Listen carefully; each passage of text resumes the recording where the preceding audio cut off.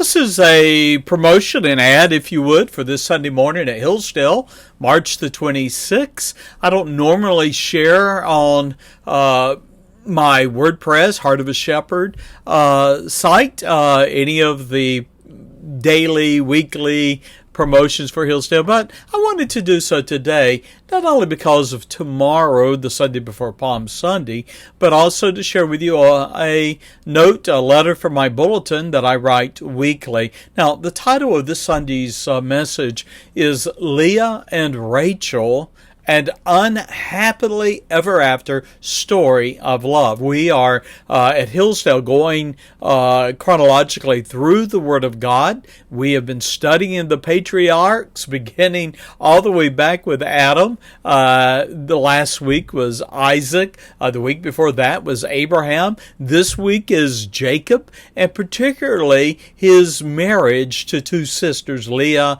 and Rachel. And I hope that you, if you don't have a church home family, that you would join us for our services. We broadcast live. Of course, if you live anywhere in Tampa Bay, we'd love to have you as part of our ministry. Now, I want to share with you a letter that I've written for this week's bulletin. I write one every week, and this is a little bit more political in nature, but really it's a statement of conviction. And here is my theme for the letter, and it is this: we the people must say never again. Now think about it. Can you believe that this is the last Sunday of March? I am stunned at how fast time passes. For instance, 3 years have passed since COVID-19 was all the rage and the world was compelled to, quote, shelter in place. And yet, while Antifa and other left-wing groups were encouraged to rally, protest, riot, American businesses, schools, churches were shuttered, and many never reopened. Hillsdale in 2020 missed Resurrection Sunday, known as Easter. You see, we were staying in place for about 7 weeks' time. We began that, I think it was back in probably February of that year. And yet later we learned that the pandemic might have been a plandemic.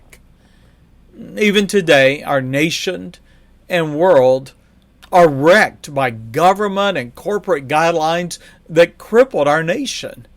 Tragically, the paranoia of 2020, I see, lingers in our psyche, as does the growing oppression of our constitutional liberties.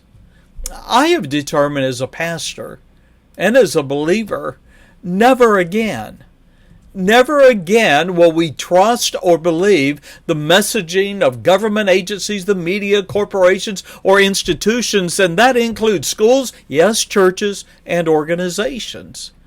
The radical left is antithetical to our faith, and it has vested power in every imaginable venue.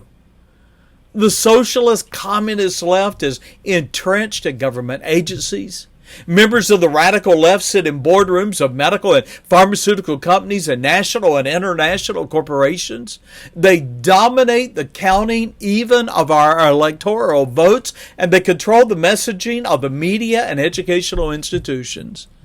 As Bible believers, we should embrace the noble ways of the Berean believers, of whom Paul wrote in Acts 17 and verse 11, they received the word with all readiness of mind and searched the scriptures daily whether those things were so.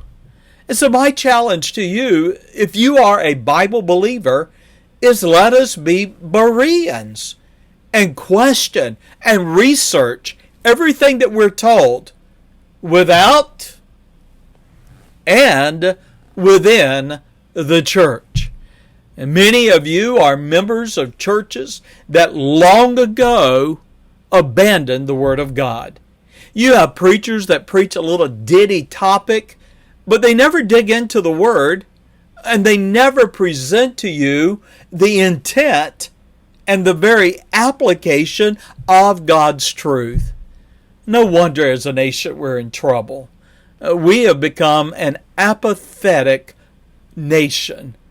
not only regarding our liberties, but sadly regarding our legacy of our relationship with the Word of God and the God of the Word.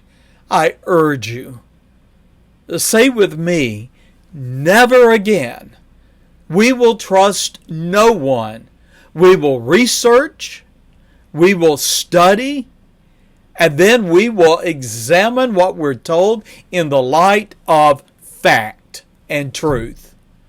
God help us as a nation if we don't turn from the lunacy of the left back to God, His Word, His law, His precepts, His principles, and His commandments. I thank you for listening to me as I share from my heart the reality that I believe we're on the edge of a national crisis if we're not already there. The Lord bless you. May you turn your heart from not only the way of the wicked, but from the falsehoods of many of the churches today, and turn to the Lord and Him alone. God bless you, and bye-bye.